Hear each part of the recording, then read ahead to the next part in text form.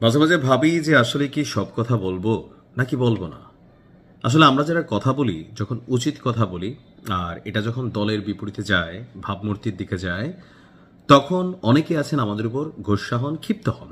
যেমনটা ঠিক আওয়ামী লীগের 9 বছরে অনেক ধরনের আইনি ঝামেলা মোকাবেলা করতে হয়েছে আমাকে, যে তখন বিভিন্ন রকম অপকর্ম, দুষ্কৃতি বা ধরেন অন্যায় অনিয়ম নিয়ে কথা বলতাম। এটি বুঝাইতাম যে পরিণতি একসময় খুব খারাপ হবে। তো আজকে তা আওয়ামী লীগের নেতাকর্মীরা অনেকে বলে যে ভাই আপনারা বুঝাইছেন। তো আজকে আমি মনে করি মাত্র 5 থেকে 7 দিন হয়েছে বিএনপি ক্ষমতায় এসেছে। তো ক্ষমতায় আসার পর একদিকে জনাব তারেক রহমান যেমন সারা বাংলাদেশকে গোছানোর চেষ্টা করছেন, বিএনপির ভাবমূর্তি ফেরানোর চেষ্টা করছেন, ইমাম খতিব মুয়াজ্জিনদের জন্য কাজ করে যাচ্ছেন, ফ্যামিলি কার্ড রমজানের মধ্যে দেওয়ার চেষ্টা করছেন, অসংখ্য ভালো কাজ হচ্ছে।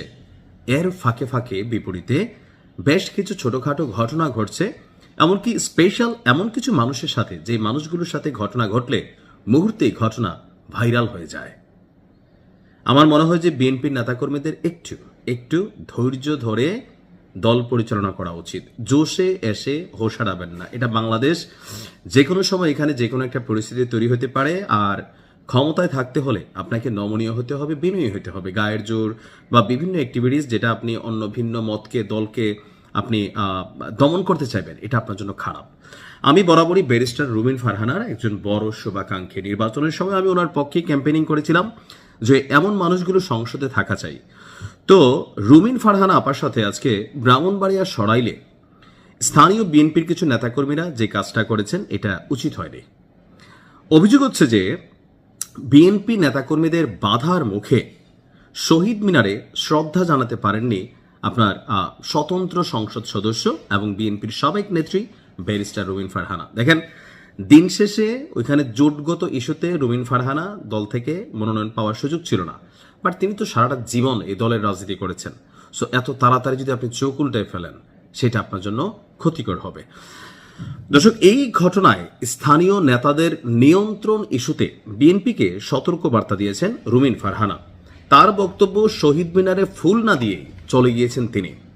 শুক্রবার দিবাগত রাত 12:30টার দিকে তার সমর্থকরা সরাইল উপজেলার শাহবাজপুরে সিলেট মহাসড়কে গাছের গুড়ি এবং বাঁশে অগ্নিসংযোগ করে মহাসড়ক অবরোধ করে। এ সময় মহাসড়কের দুই পাশে 10 কিলোমিটার যানজটের সৃষ্টি হয়। অর্থাৎ রুমিন ফারহানার সমর্থকরা ক্ষেপে এই কর্মকাণ্ড করেছেন। তো কেন করলেন? তিনি বললেন যে নিয়ম অনুযায়ী আমি প্রথমে শহীদ মিনারে ফুল দিতে চাই। সে সময় বিএনপির কিছু নেতাকর্মী পূর্ব পরিকল্পিতভাবে সেখানে হামলা চালায়।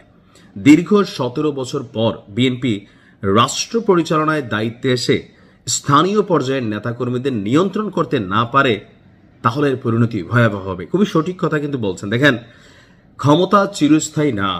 আওয়ামী লীগের পতন হবে এই কথা কেউই বিশ্বাস করে না। সবাই ভাবছিল যে আসমান থেকে কোনো গায়েবী মদত আসবে, অথবা শেখ হাসিনা যদি মারা যায় এর আগে আওয়ামী লীগকে ক্ষমতা থেকে সরানো সম্ভব হবে না। এটা বিএনপি কল্পনা করে না, কিন্তু ঘটনা কিন্তু ঘটছে। দেখেন, পাপ যখন গলা ভরে যায়, যেমনি হোক, মেটিকুলাস ডিজাইন হোক, জামাতের পরিকল্পনা হোক, আইএসআইএস এর নিয়ন্ত্রণ হোক, বাট আল্লাহর তরফ থেকে আপনার কাছ থেকে ক্ষমতা আল্লাহ উঠাই নিয়েছিল। এটা হচ্ছে দিন শেষে আমাদের তাত্ত্বিকভাবে যদি বিষয়টাকে বিশ্লেষণ করি। তো রুমিন ফারহানাও ঠিক একইভাবে বলছেন যে যারা দলের পদ ব্যবহার করে এমন হিংস্রতা করে, তাদের বিষয়ে দলের উচ্চ পর্যায় থেকে ব্যবস্থা নেওয়া উচিত। না হলে দলের জন্য যেমন ক্ষতিকর হবে, তেমনি সরকারের ভাবমূর্তিও ক্ষতিকর হবে। কথা কিন্তু সত্য।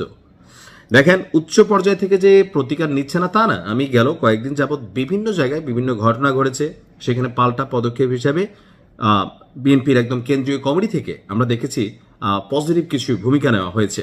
তবে সরকার মাত্র যেহেতু ক্ষমতায় আসছে, হয়তো পূর্ণ নিয়ন্ত্রণ নিতে একটা সময় লাগবে। কারণ কেউ দল করে দলের ভাবমূর্তি বাড়াইতে, কেউ দল করে ধানের শীষকে মানুষের কল্যাণের কাছে পৌঁছাইতে, আবার কেউ দল করে লুটপাট করতে, ধান্দাবাজি করতে। এটা আওয়ামী লীগের সময়ও ছিল।